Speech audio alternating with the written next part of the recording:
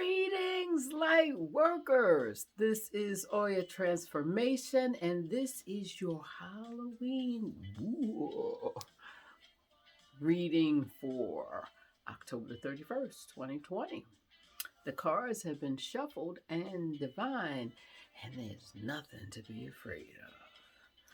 The first card that dropped for today is soul mating. And what that says to me, it does not have to be happening right now. It does not have to be romantic. It does not have to be physical. But what it has to be is recognized right here, right now, or in your very near future. There is someone who will mirror you.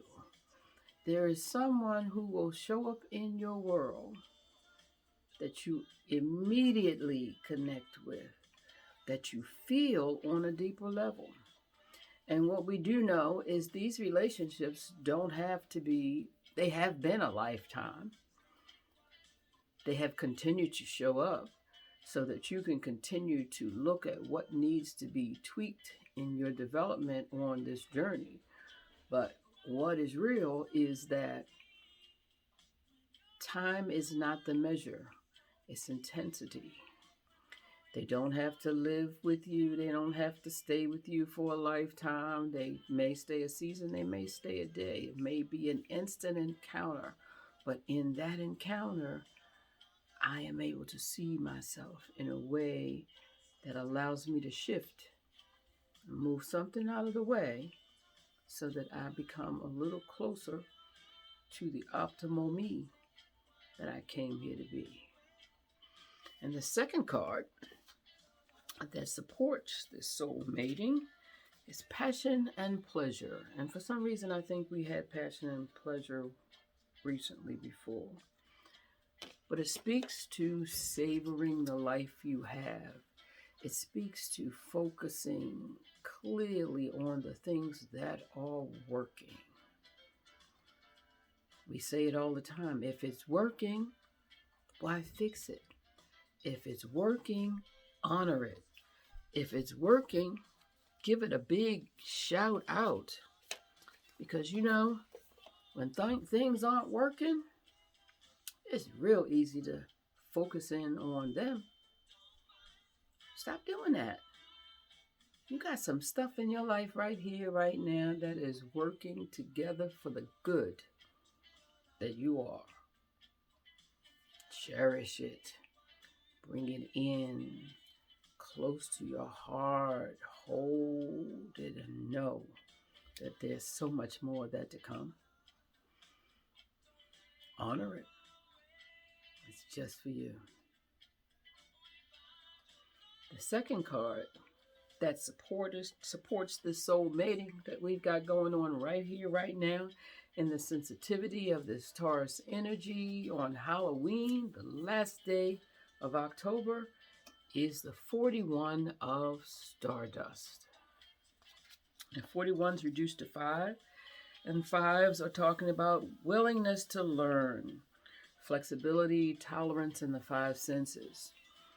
And when I think about the sky and stardust, what comes to mind for me is all the many different places I've been in my life and in the world where I look up and the sky is the same. If it's a clear sky, it's still a clear sky.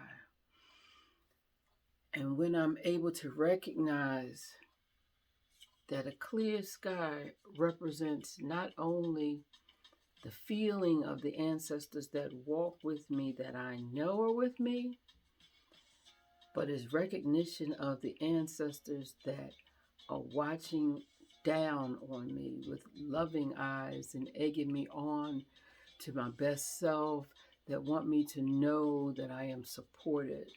So if you ever feel like you're alone in this world, you can look to a clear sky and see all the eyes of all the spirits that have come before that want us to be our best selves, and recognize that in all the darkness of discomfort or not knowing, or the darkness that gives birth to new light.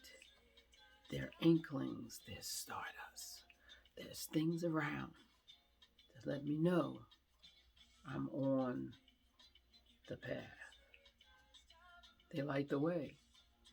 They give us a way to be at peace and be calm in the knowing that every person that ever lived has sat beneath this sky and pondered their existence.